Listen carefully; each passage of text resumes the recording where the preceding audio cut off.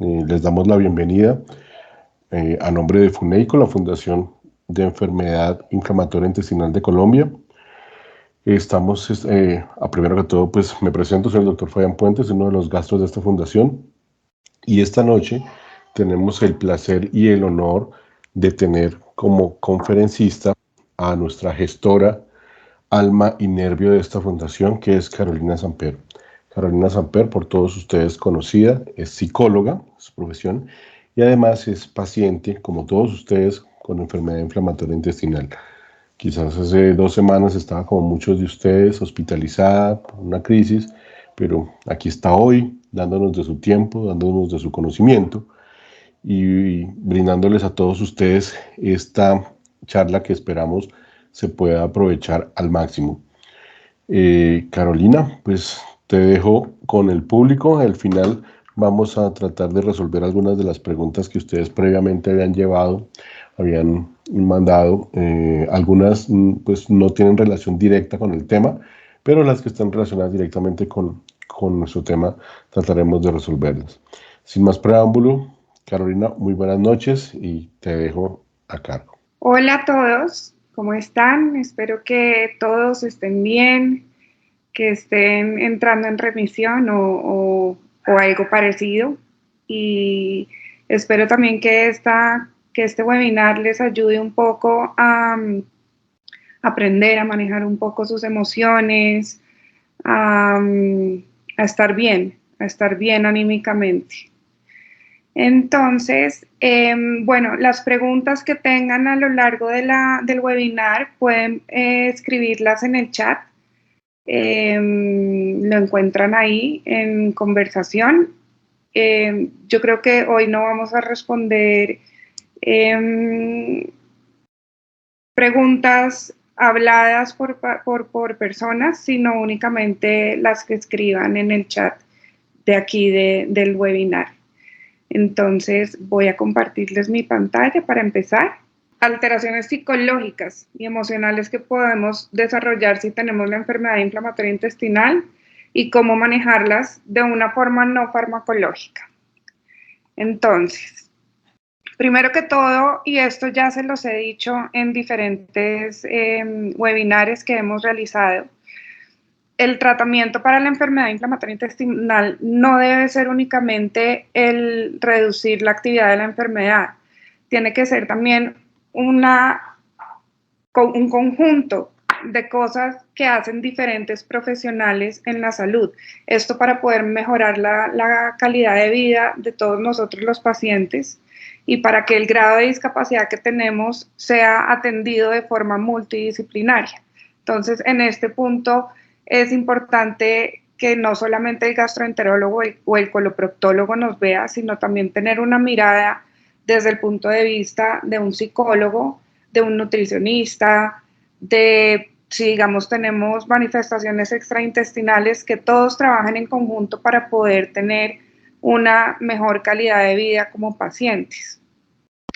Lo que hacemos cuando tenemos este equipo de trabajo interdisciplinario es que todos van en busca del mismo objetivo, que es la calidad de vida. Entonces, por ejemplo, los doctores están buscando nuestro bienestar físico, que no tengamos dolor, que todos nuestros síntomas estén medianamente controlados. El psicólogo va a buscar el bienestar emocional de cada uno de nosotros.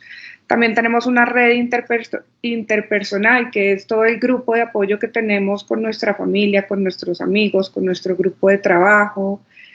La autorrealización como nosotros, eso quiere decir nosotros mismos poder trabajar, tener un trabajo, poder tener una calidad de vida que nos permita desarrollarnos como profesionales también, los niños y adolescentes en sus estudios, poder suplir, digamos que esas necesidades y poder tener el control de estos temas nosotros mismos.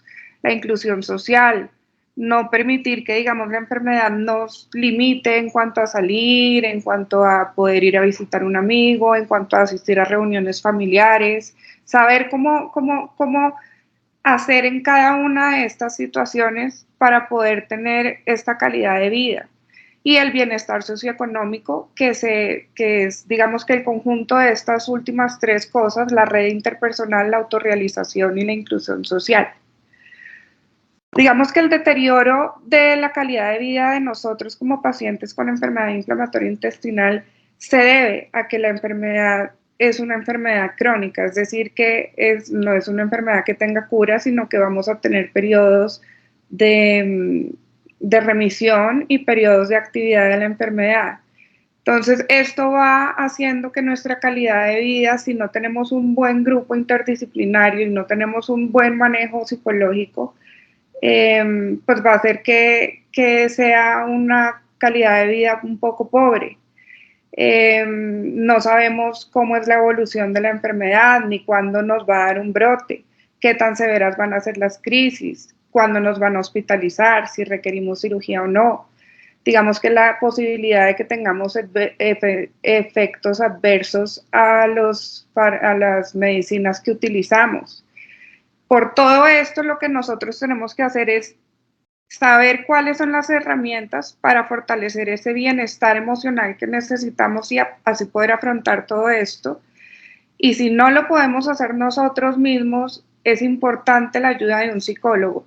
Ir a un psicólogo no es decir que, como mucha gente piensa, que estamos locos o que no es eso. Ir a un psicólogo es buscar una ayuda y buscar a alguien que nos dé esas herramientas que necesitamos para poder tener esa calidad de vida que necesitamos y ese bienestar emocional que estamos buscando sobre todo.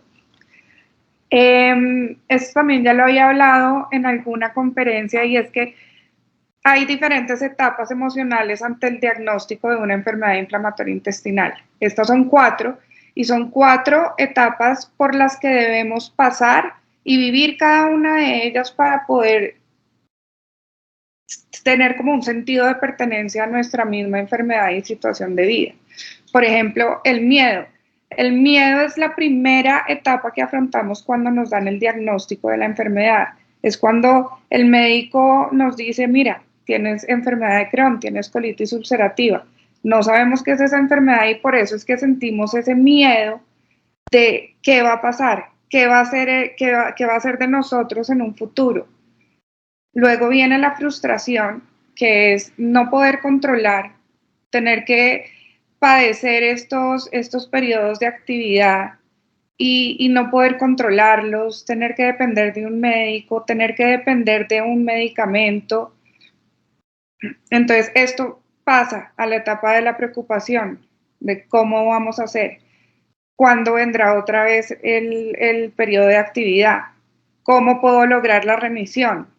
Y todas estas cosas nos van llevando a tener un duelo de la enfermedad, de qué pasó, qué hice mal, como no poder afrontar esta enfermedad, sentirnos tristes, sentirnos estresados, sentirnos ansiosos. Y son etapas por las que tenemos que pasar sin dejar que estas etapas se prolonguen por mucho tiempo. Ya una vez le hemos hecho ese duelo a la enfermedad de sí, estoy enfermo, ¿qué puedo hacer para en medio de la enfermedad poder aprender a vivir con ella? Que es un lema que yo, digamos, les he dicho mucho.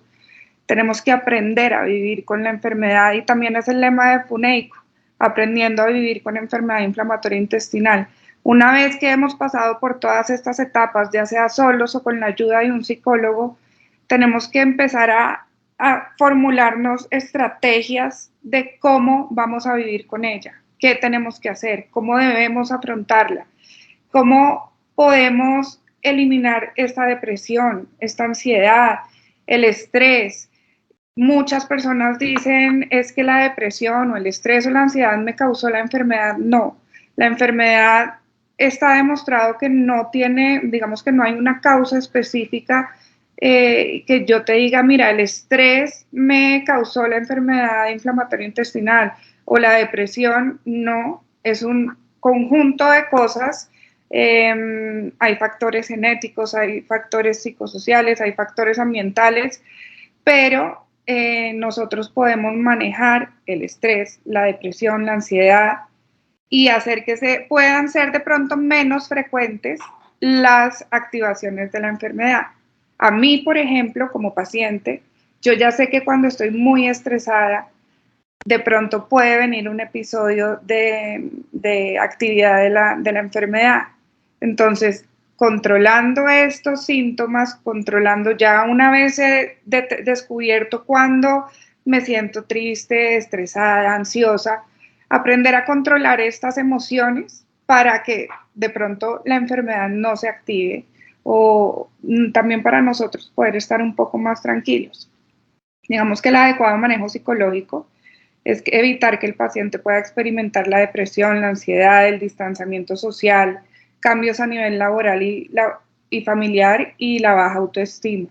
Eso es, digamos, que el adecuado manejo que debe hacer un psicólogo para evitar que todas estas cosas se puedan experimentar. Digamos que los dos trastornos principales o las dos emociones que se pueden ver afectadas son la ansiedad y la depresión. El trastorno depresivo y el trastorno por ansiedad generalizada son los que más frecuentemente están asociados a la enfermedad inflamatoria intestinal. Y les voy a explicar uno a uno de qué se trata y cuáles son los síntomas para que ustedes los puedan aprender a identificar. Lo que sí les quiero pedir es que no se autodiagnostiquen ustedes, aprendan a identificar, listo, tengo estos síntomas, puedo llegar a tener la depresión se llama trastorno depresivo mayor, pero aprendan a identificarlas, no se automediquen, eso sí, por favor, no lo vayan a hacer nunca, siempre consulten con sus médicos. Y si ven que ustedes no pueden manejar este tipo de emociones, vayan a un psicólogo. Es lo mejor que podemos hacer, es una ayuda que tenemos, es como una herramienta a la mano para que nos ayude y nos dé esa tranquilidad, y ellos mejor que nadie saben cómo manejar estos dos trastornos. Entonces, la depresión es un trastorno emocional que causa un sentimiento de tristeza constante y una pérdida de interés en realizar diferentes actividades. Para que sea un trastorno depresivo mayor, tiene que estar al menos todo esto que les acabo de decir 2 semanas. Si son sentimientos de tristeza que tienen un día, 2 días, no quiere decir que ustedes tengan depresión, simplemente están tristes. Hay que aprender a diferenciar cuando uno está triste y cuando uno está deprimido. Un episodio depresivo, un trastorno depresivo mayor es algo que puede diagnosticar el psicólogo o el psiquiatra y que tiene unos parámetros de diagnóstico. Digamos que estos episodios tienen que estar al menos presentes durante 2 semanas seguidas.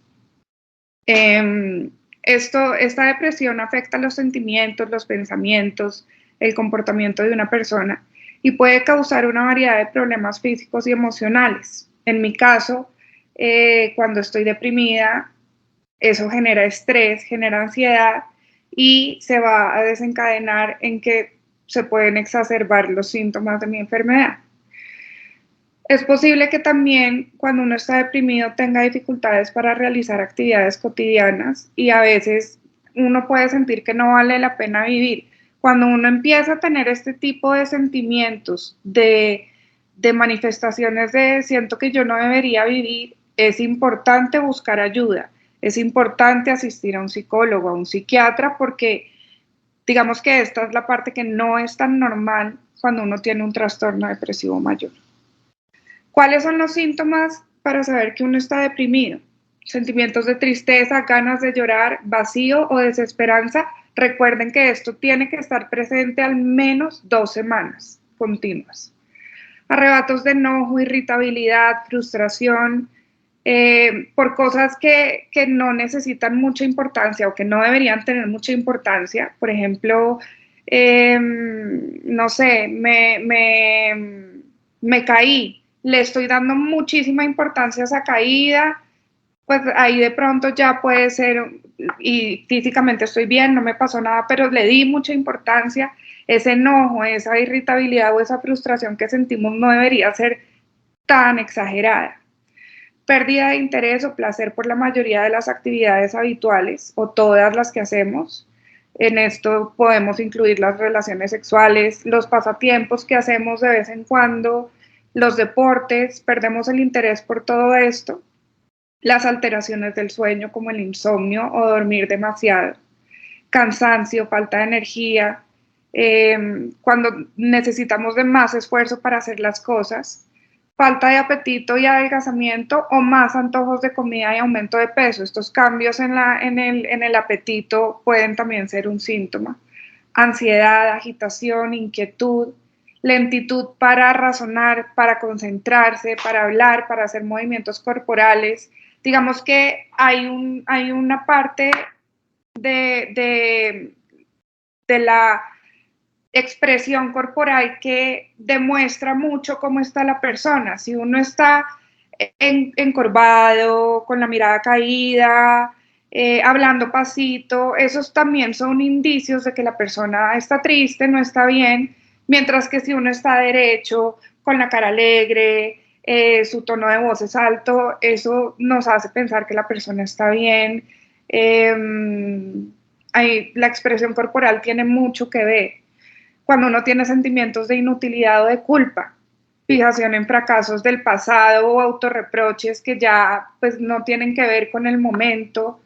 Mucho de la depresión tiene que ver con el pasado. Ahorita les voy a mostrar esto como en comparación con la ansiedad.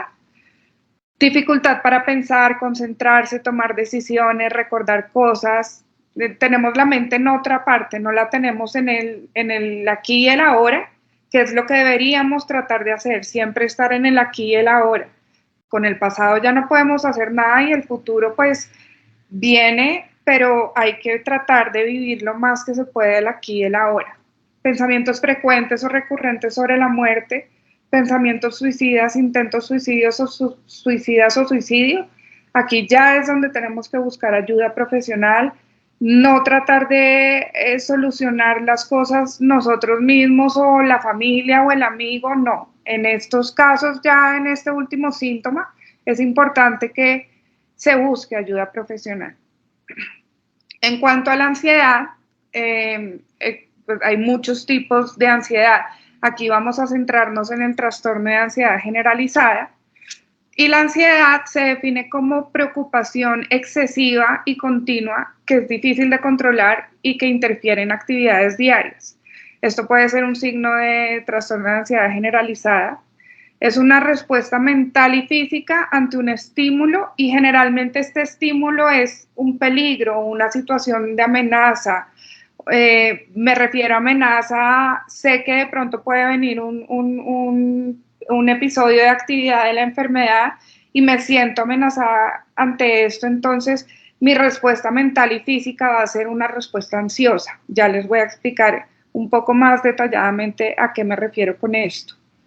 Cuando uno tiene ansiedad, es más una expresión es una expresión física.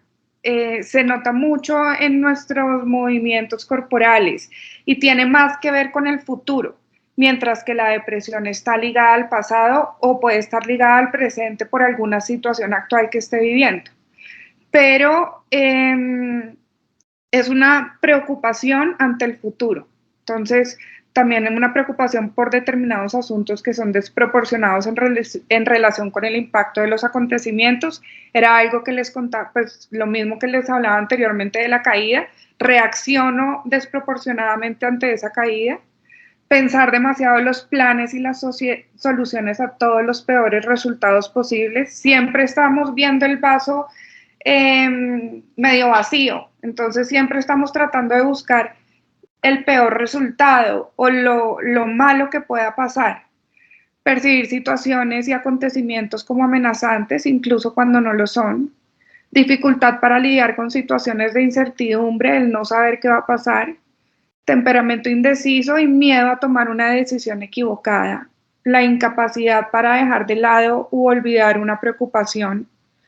Aquí hay la palabra preocupación yo le pongo a veces mucho cuidado y es porque Es una palabra compuesta. El pre es adelantarnos, digamos que la palabra preocupación significa antes de ocuparnos. Entonces, es tratar, como les dije, de vivir el momento, y si digamos hay algo que no podemos predecir, ¿para qué ocuparnos de eso antes de tiempo? Esperemos a que las cosas pasen en vez de estar ansiosos desde mucho tiempo antes. Eso digamos que es la preocupación, ocuparnos antes de que las cosas pasen. La incapacidad para relajarse, sensación de nerviosismo todo el tiempo, sensación de excitación o de estar al límite. Ahí es cuando empiezan a aparecer esos tics, entonces empiezo a mover la pierna sin darme cuenta cuando estoy sentada, o empiezo a hablar muy rápido, o puedo empezar a sudar. También hay muchas manifestaciones físicas cuando uno está ansioso: el temblor, la sudoración, esos movimientos físicos rápidos, más que todo esos síntomas físicos. Y finalmente, la dificultad para concentrarse o la sensación de que la mente se pone en blanco, es dificultad de estar en blanco completamente. La ansiedad puede ser un síntoma de la depresión también, eso digamos que hay que tenerlo muy claro, pero también son cosas, un trastorno de ansiedad generalizada es muy diferente a un trastorno depresivo mayor, y lo podemos ver con las respuestas de la persona, con lo que estamos sintiendo, si nos estamos preocupando por el futuro, si estamos tristes porque nos acaban, pues, o nos diagnosticaron con enfermedad inflamatoria intestinal y estamos tristes por ese diagnóstico, pero lo que tenemos que hacer es centrarnos en el presente. Ya nos diagnosticaron, ahora qué vamos a hacer y cómo vamos a vivir de ahora en adelante. Y lo mismo con la ansiedad. ¿Por qué me voy a preocupar de que me llegue un episodio o de que la enfermedad se me active si en este momento estoy bien? Entonces tengo que vivir en este momento. Por eso les digo el aquí y el ahora. Hay muchos estudios que señalan que esta ansiedad y esta depresión se manifiestan sobre todo luego del diagnóstico. Es por eso tan importante vivir las etapas que les comenté anteriormente, y poderlas vivir y hacer un duelo de la enfermedad, pero no dejar que esto se prolongue mucho. Las repercusiones que tiene la enfermedad sobre la calidad de vida de los enfermos influyen en la valoración personal que hace el paciente de sí mismo y puede provocar el desarrollo de un trastorno ansioso o depresivo. No nos podemos dar duro porque nos diagnosticaron una enfermedad inflamatoria intestinal. Esto no es culpa de nosotros, eso es algo que tenemos que tener muy claro. Esta enfermedad no la provocamos nosotros, esta enfermedad viene de la mezcla de muchas cosas, como ya muchos, digamos que en los webinarios anteriores, los gastroenterólogos y coloproctólogos lo han explicado. Tienen un componente genético, pueden tener un componente ambiental, pueden tener un componente biológico, pero no es algo que esté demostrado. No existe hasta el momento una causa que diga, porque hiciste esto, te dio esta enfermedad, o que es 100% genética. No hay. Y por eso mismo no nos podemos culpar a nosotros o tener ese sentimiento de culpa de que estamos enfermos cuando nosotros no hemos hecho nada por provocar la enfermedad. Pero lo que sí podemos hacer es aprender a manejar, cuando ya estamos diagnosticados, los sentimientos que tengamos frente a la enfermedad. Aquí, como les había dicho, la ansiedad es un miedo, mientras que la depresión es una falta de motivación o interés, es más que todo tristeza. La ansiedad se va hacia el futuro y la depresión está en el presente o en el pasado. Hay una página en internet de un grupo español. En España han avanzado mucho en estos temas sobre psicología en la enfermedad inflamatoria intestinal, y ellos hablan de cómo la enfermedad inflamatoria intestinal impacta tanto a nivel físico como psicológico y social. Acá quisiera, digamos que leerles algunas cifras que ellos a través de estudios han sacado, y es que el 48% de los pacientes manifiestan que la enfermedad inflamatoria interviene de manera significativa en sus vidas. Y eso es verdad.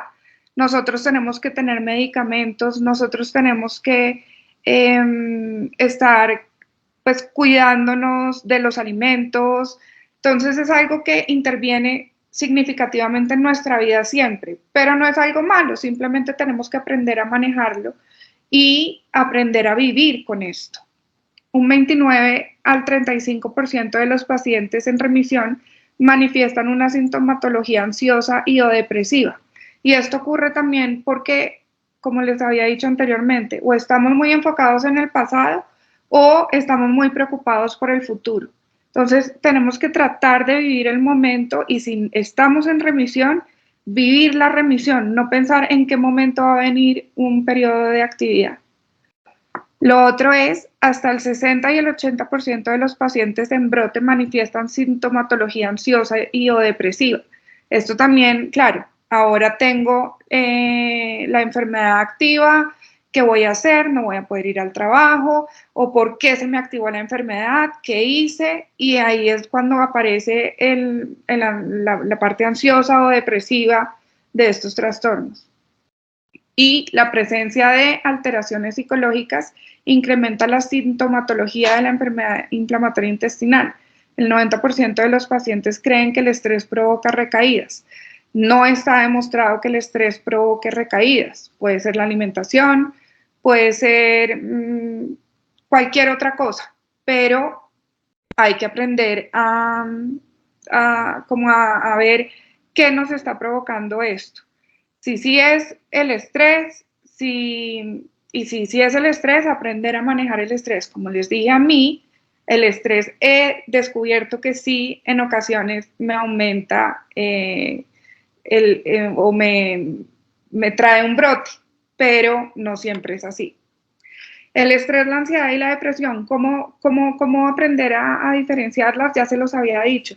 El estrés, por ejemplo, es cuando uno está irritado, dificultad para concentrarnos, problemas para dormir, tensión muscular, cuando nos sentimos abrumados por tantas cosas. Estos síntomas también los síntomas del estrés también los encontramos tanto en la ansiedad como en la depresión.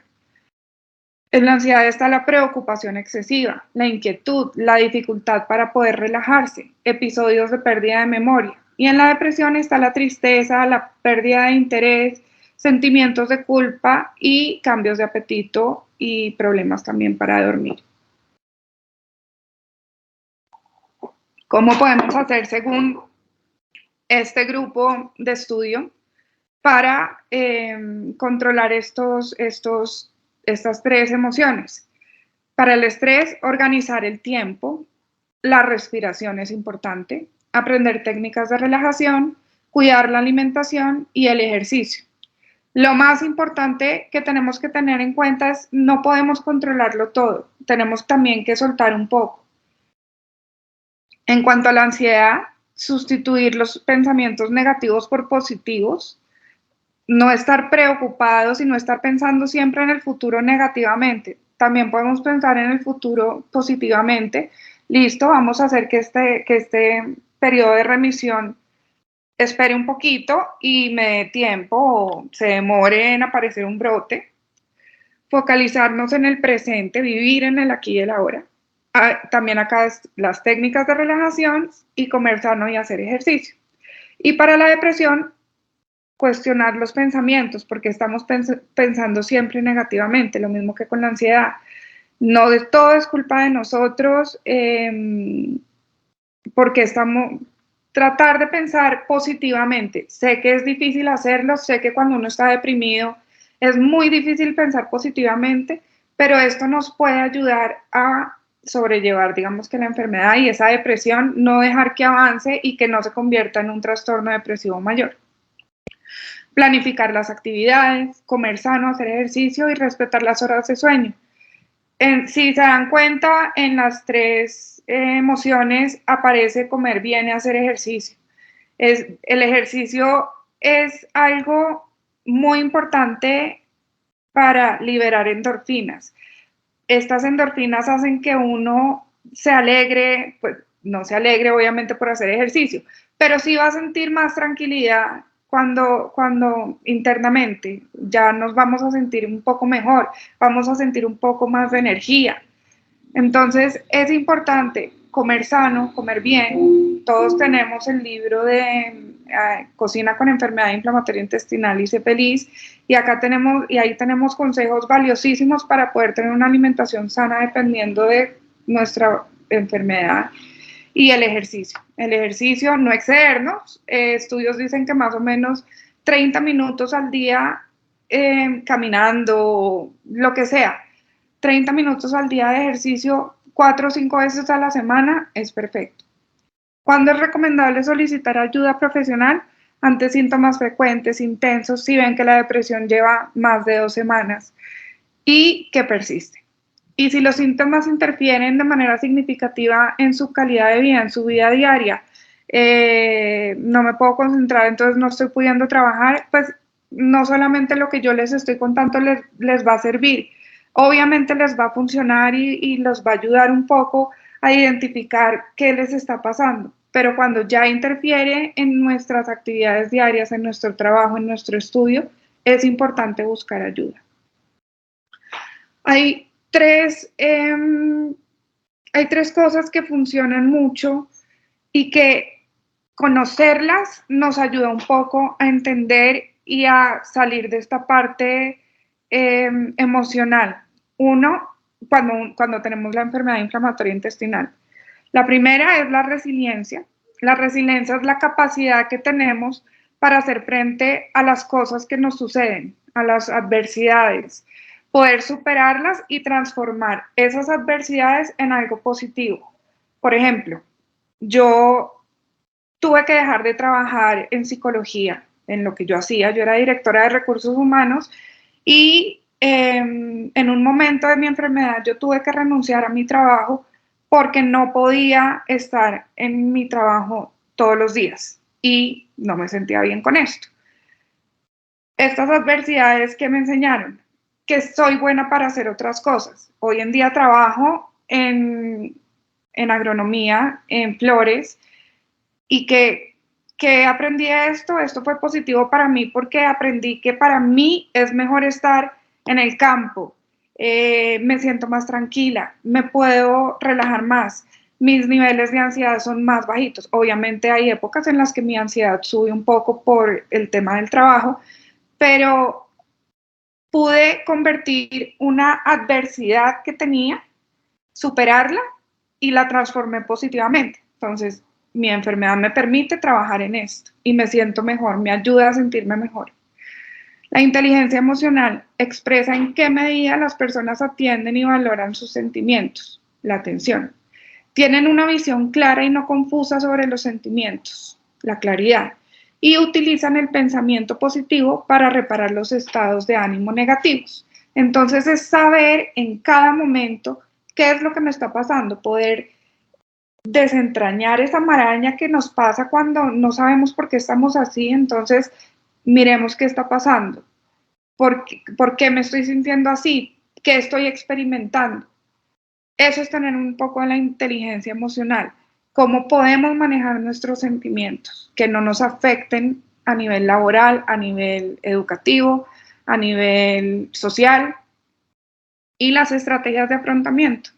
Las estrategias de afrontamiento son las acciones que los individuos tienden, digamos que podemos frenar, amortiguar o anular los efectos de situaciones amenazantes.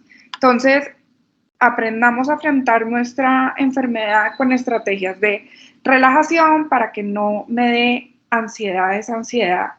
Aprendamos a frenar un sentimiento de tristeza por culpabilidad. Aprendamos a no darnos palo a nosotros, aprendamos a querernos, a subir nuestra autoestima, porque esas son estrategias de afrontamiento que nos van a ayudar a tener resiliencia, inteligencia emocional. Digamos que estas tres cosas funcionan juntas y es importantísimo que aprendamos a manejarlas y que las podamos aplicar todos los días de nuestra vida. Reconocer su existencia y afrontarla activamente disminuye la ansiedad causada por la tensión que genera la enfermedad, proporciona mayor calidad de vida y puede estar asociado con una mayor esperanza de vida. Entonces, reconocer esa existencia, hacer frente a ella, de la ansiedad que nos produce la enfermedad, poder expresar con palabras lo que estamos sintiendo, ser positivos y tener estrategias para afrontar la enfermedad. Esto nos va a dar una mejor calidad de vida.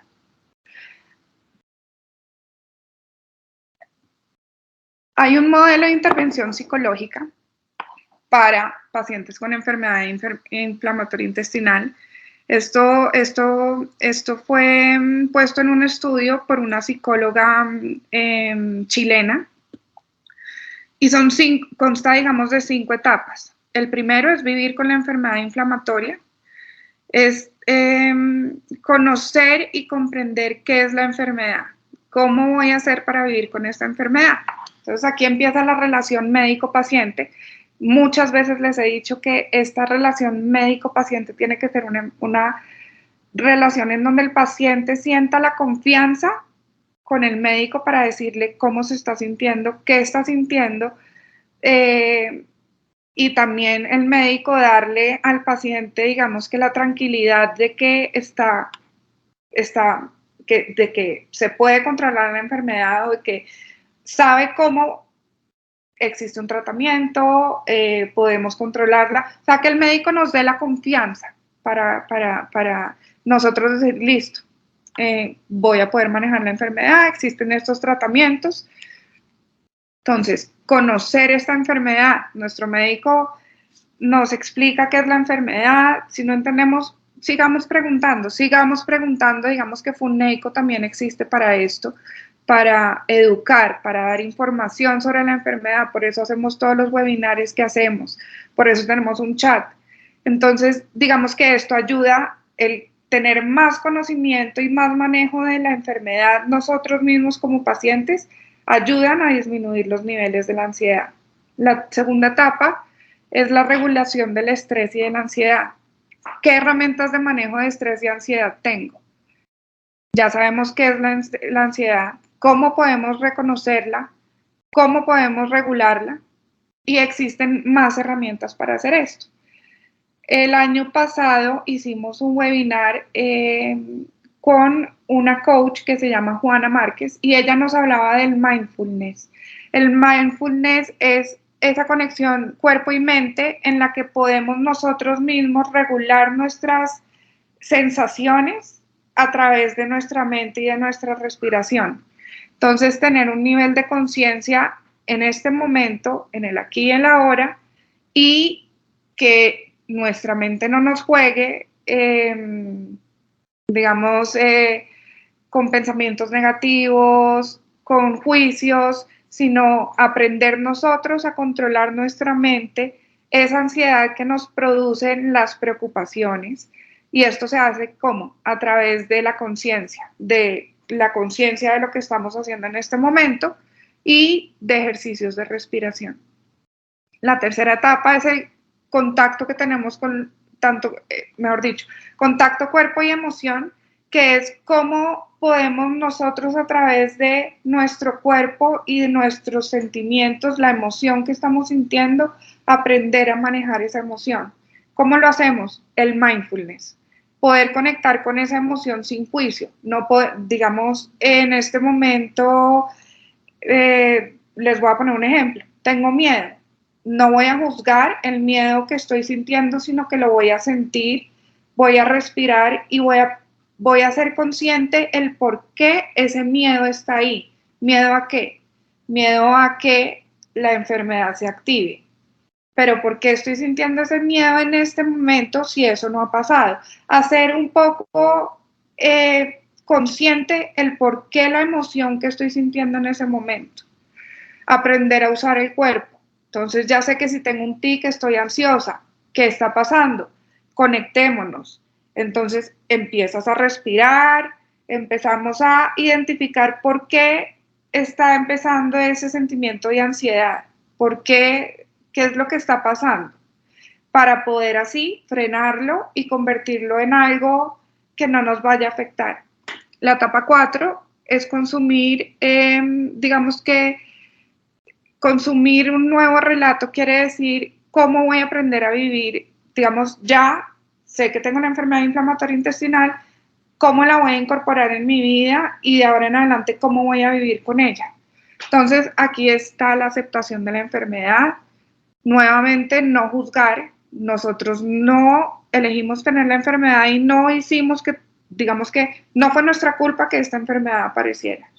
Aprender a vivir con la enfermedad, percibir, digamos que algunas consecuencias positivas que la enfermedad nos puede traer a largo plazo, aprender a comer, hacer más ejercicio, ser más conscientes de nuestro propio cuerpo, aprender a conocernos, aprender a autorregularnos emocionalmente, y esto puede de alguna forma tener un impacto positivo a futuro en cada uno de nosotros. Y la última etapa de este estudio o de este modelo de intervención es la experiencia compartida. La experiencia compartida en un grupo de apoyo, poder expresarle a personas que están viviendo lo mismo, que están sintiendo, poder desahogarse, porque sabemos que por más que nuestras familias quieran estar ahí para nosotros y ayudarnos, muchas veces no entienden por qué estamos como estamos.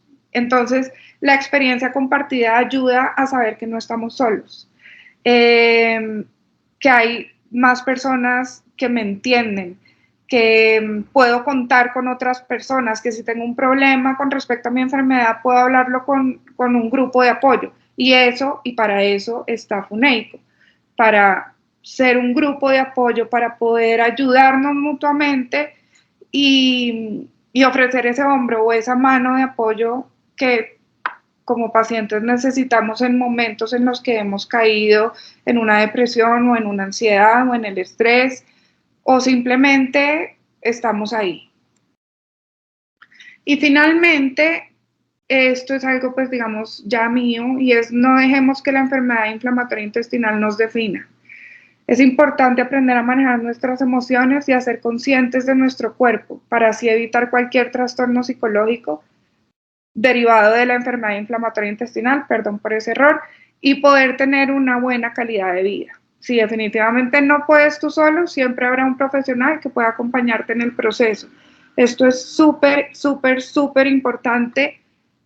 Si no podemos nosotros mismos estar bien, busquemos la ayuda de un profesional porque al final de cuentas son los que saben, son los que nos pueden dar esas herramientas que nosotros no estamos pudiendo encontrar por nosotros mismos.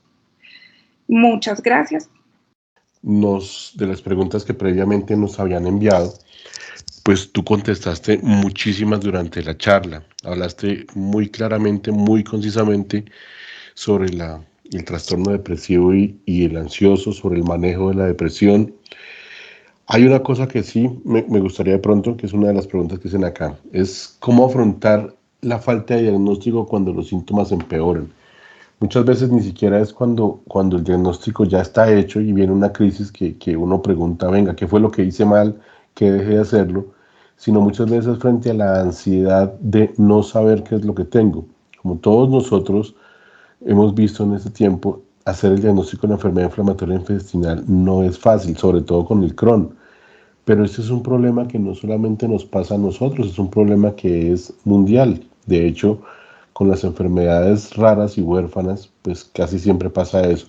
Entonces, me gustaría que nos dijeras cómo podemos afrontar eso, la incertidumbre, la ansiedad, el desasosiego que nos puede producir.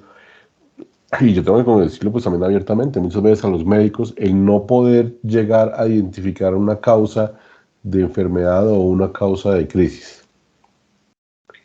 Bueno, pues de pronto esto me parece un poco, pues me identifico mucho con esa pregunta porque a mí me pasa muchas veces cuando yo estoy mal y no hay una, digamos que tengo, no hay clínica que demuestre que estoy mal, pero yo me siento mal, yo siento un dolor, yo siento algo y no, clínicamente no se puede demostrar qué es lo que me está pasando.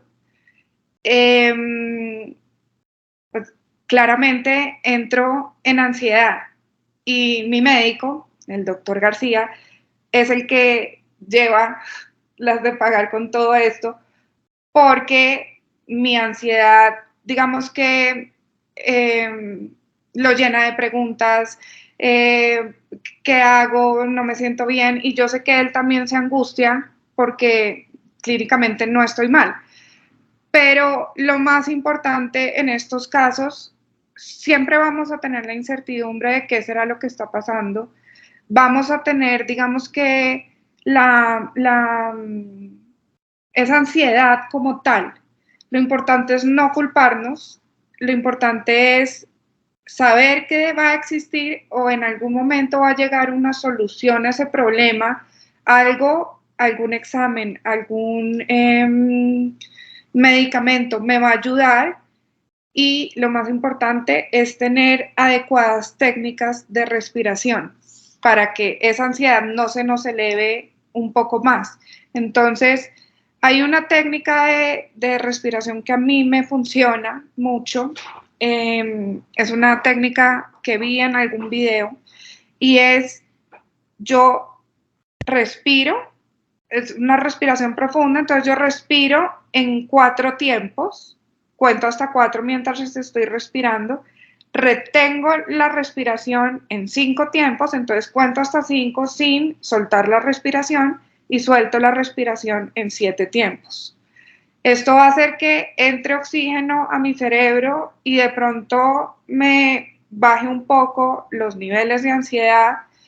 Eso es muy importante, siempre, así no tengamos la respuesta a lo que nos está pasando, así tengamos un futuro incierto, como ya les había dicho, no vale de nada la preocupación. Lo que tenemos que hacer es en el momento procurar estar bien. Y para estar bien tenemos que bajar un poco los niveles de ansiedad, la respiración, que les acabo de decir, funciona muy bien. Y si no pueden hacerlo, hay meditaciones guiadas. Digamos que meditar es muy difícil, poner su mente en blanco y esto, pero existen meditaciones en YouTube que son gratuitas y son meditaciones guiadas y específicamente, digamos que dicen para qué es cada meditación. Entonces, si la respiración no nos ayudó, de pronto la meditación nos ayuda. Encontrar diferentes tipos de cosas que sepamos que nos pueden ayudar a bajar un poco esa ansiedad hacia la incertidumbre de que tenemos. A algunas personas les funciona colorear, a algunas personas les funciona hacer ejercicio. Entonces es también encontrar un poco qué nos funciona a cada uno. Gracias, Carolina. Hay una pregunta que es repetitiva, o sea, que muchos, y es la sensación de minusvalía de parte de nuestros pacientes cuando hay pérdidas. Y las pérdidas pueden ser desde cosas de su apariencia personal. Entonces, por ejemplo, nos preguntan acá de cómo manejar esos cambios psicológicos de cuando se pierde peso, cuando se pierde cabello. Pero hay algunas pérdidas más grandes, como es cuando se pierde el trabajo, o en algunos pacientes que terminan operados y que terminan perdiendo su intestino, teniendo ostomías o teniendo amputaciones. Entonces, ¿cómo sugieres tú que puede ser el manejo de estos duelos realmente? Porque todos son pérdidas. Digamos que ahí vuelvo a una parte de lo que les estaba exponiendo ahorita, y es el tema de las etapas emocionales. Estas etapas emocionales no son únicamente cuando hay un diagnóstico, también es cuando hay una pérdida, o cuando recibimos una noticia fuerte. Entonces, digamos que al principio sentimos el miedo, la frustración, luego la preocupación y ya el duelo.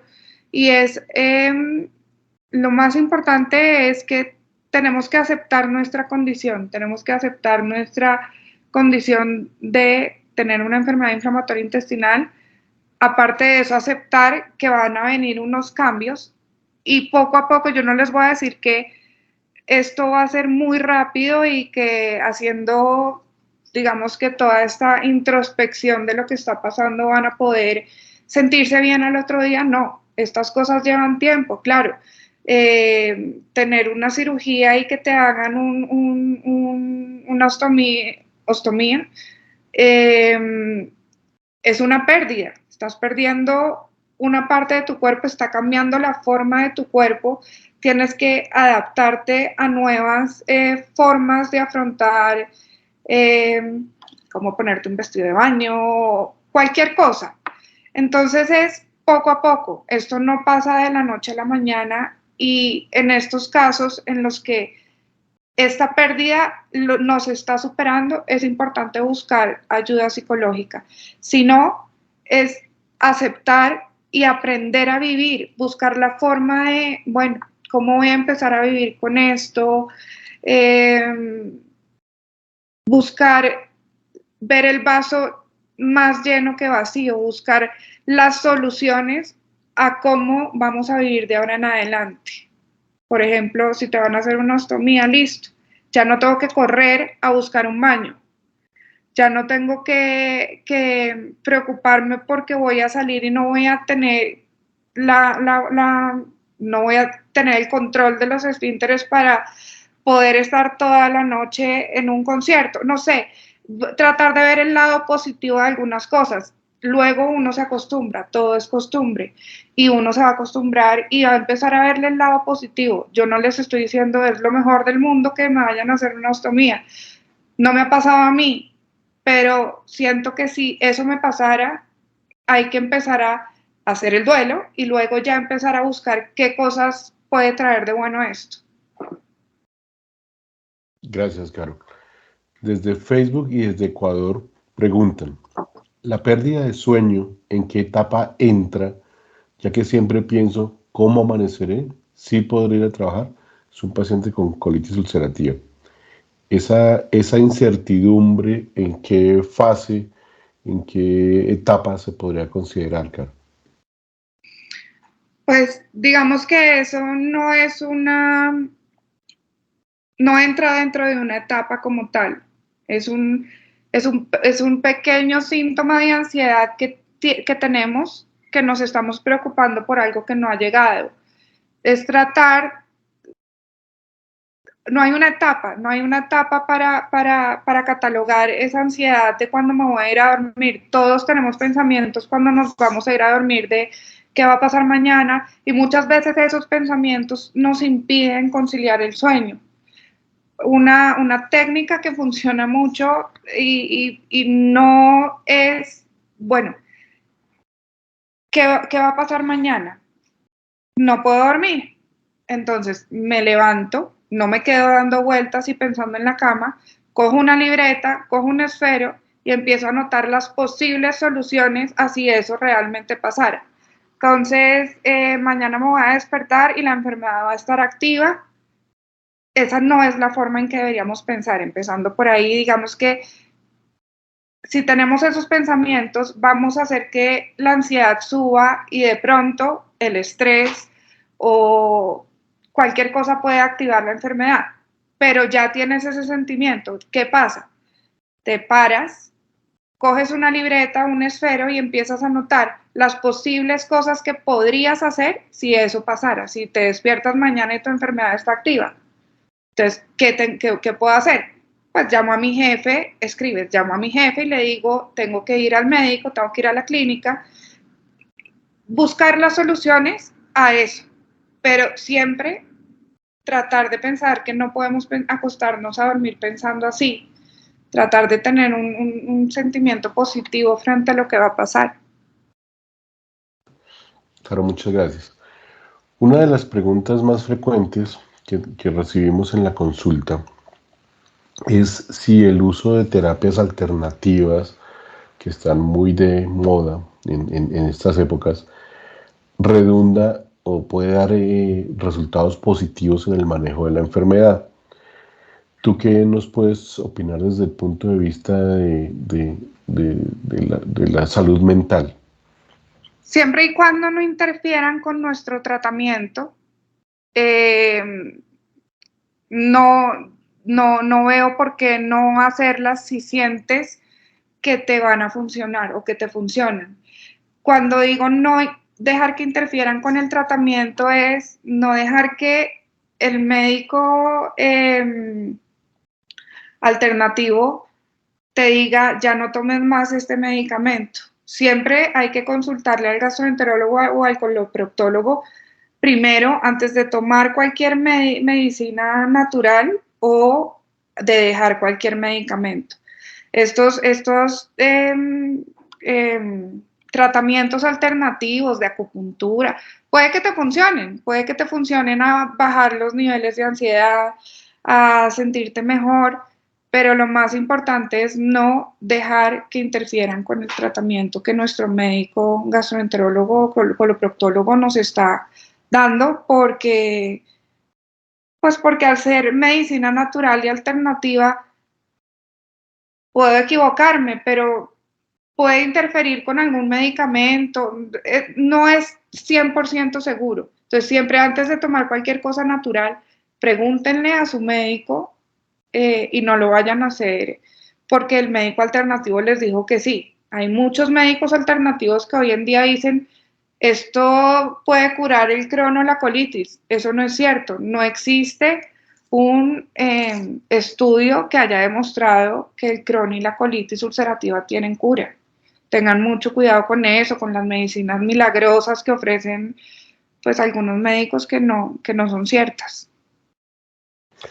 Muchas gracias, Carol. Sí, tú estás poniendo el punto sobre la I, y es que muchas veces la desesperación y el mismo y la misma espera de respuestas rápidas frente a una enfermedad que es crónica, que es una enfermedad que es incurable, que es una enfermedad que tiene múltiples causas, pues lo puede llevar a uno a hacer cosas que no están bien hechas. Es como cuando uno también tiene cáncer, que desafortunadamente lo vemos con alguna frecuencia, que las enfermedades crónicas, las enfermedades oncológicas, son como el caldo de cultivo para muchos avivatos, ¿cierto? Y desafortunadamente, como decían los abuelitos, de todo hay en la viña del Señor. Entonces, así como hay gente que busca las respuestas de manera científica, que se trata de actualizar, que trata de buscar como la mejor evidencia posible, pues hay algunas personas que se basan en nuestros miedos, en los miedos que todos tenemos, en la inseguridad, en nuestras ideas preconcebidas y tratan de llenar esos espacios con respuestas facilistas y rápidas que pueden hacer que la enfermedad no avance. Es muy importante lo que dice Caro. Puede que a uno le funcione el magnesio, el suplemento nutricional que vende el youtuber, la sangre de no sé qué cositas, los medicamentos homotoxicológicos o cosas así, pero realmente las guías, tanto europeas como norteamericanas, no lo recomiendan. Otra cosa también es muy frecuente que nos preguntan con los cannabinoides, ¿no? Que están muy en boga. Los, perdón, los cannabinoides no tienen espacio dentro de la terapéutica en la enfermedad inflamatoria intestinal, pero pueden ayudar a controlar la ansiedad secundaria y causa de la enfermedad. Había una pregunta de las previas que decían que si la ansiedad puede causar colitis y si la colitis puede causar ansiedad. Y ambas respuestas es sí. Ambas cosas pueden causar la otra. Las crisis, como bien lo dijo Caro en toda la charla, pueden ser desencadenadas por episodios de ansiedad. y, la, y, la, y, la, y la enfermedad como tal causa ansiedad. Entonces es muy importante ese manejo. Aquí, discúlpame, otra pregunta en el chat dice, Claudia Jimena dice, y es una pregunta muy importante y creo que con esto vamos ya como a dar el resumen, la cereza del pastel. ¿Cuándo estos trastornos pueden llegar a ser incapacitantes y cómo reconocerlo? Y lo otro que yo contaría esa pregunta es, ¿cuáles serían, Caro, las banderas rojas, los signos de alarma? Así como cuando nosotros les decimos a ustedes si tiene deposiciones con sangre, si empieza a tener fiebre, si empieza a tener dolor abdominal, consulte inmediatamente. ¿Cuáles son las banderas rojas a nivel de nuestro estado mental que nos deben hacer consultar de manera inmediata? Bueno, lo primero es cuando vemos que ya no podemos realizar nuestras actividades diarias, nuestro trabajo, cuando vemos que nuestra vida diaria se está viendo muy afectada por una depresión o por una ansiedad, es importantísimo ir a consultar con un psicólogo y no dejar que de pronto la depresión aumente o la ansiedad aumente. Entonces, en estos casos, es importantísimo que la persona busque ayuda cuando ve que uno no está pudiendo dormir y lleva varias noches consecutivas sin poder dormir y no hay nada que le ayude a dormir. 2, si ves que no puedes concentrarte para estudiar, si estás en el colegio, en la universidad y no te puedes concentrar, pues hay que buscar ayuda. Si ves que no puedes, estás cometiendo muchos errores en tu trabajo o no te puedes concentrar en tu trabajo o no puedes desempeñarte como lo haces normalmente, hay que buscar ayuda. No dejemos que por esperar un poquito a ver si de pronto con una agüita de lechuga me calmo, no dejemos que estos dos, que estas dos emociones aumenten de forma negativa. Siempre hay que buscar un médico y un psicólogo. Y lo más importante, si estoy teniendo pensamientos de no querer seguir viviendo, ideas de este tipo, tanto familiares, busquen ayuda y el paciente también. Muchas veces el paciente no va a decir que está teniendo estas ideas o de pronto más el familiar, el amigo es el que se va a dar cuenta. Entonces, no traten de ayudar ustedes a la persona, busquen un profesional porque esto se puede salir también de las manos. Una depresión más manejada no es recomendable. Entonces, siempre hay, digamos que esas son las 3 banderas rojas: el no poder desempeñarse bien, el no poder dormir y el tener ideas suicidas. Es buscar ayuda urgentemente. Claro, el doctor Juan Ricardo Márquez nos pregunta, ¿y cuándo se debe considerar ayuda psiquiátrica y no psicológica? Creo que está en mucha relación con lo que acabaste de decir.